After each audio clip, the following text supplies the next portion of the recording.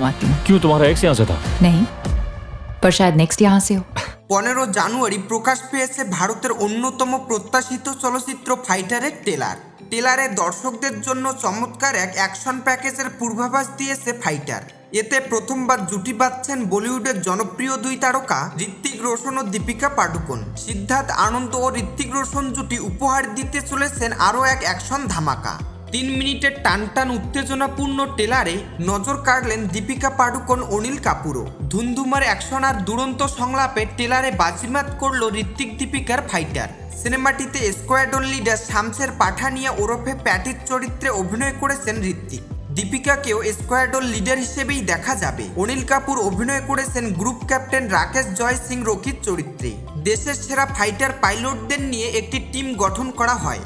সেই টিমের captain Rocky পাকিস্তানের দখলকৃত কাশ্মীরে ঢুকে পুলওয়ামার হামলার বদলা নিতে বলা হয় রকির টিমকে। আর দুই দেশের আকাশ বাহিনীর এই তুমুল ফাইট নিয়ে নির্মিত ফাইটার। এটি এয়ার ড্রাগনের গল্প, যারা জাতির জন্য নিজের সর্বস্ব দিতে ইচ্ছুক। টেলারে যার ঝলক দেখে বেশ উচ্ছ্বসিত ভক্তরা।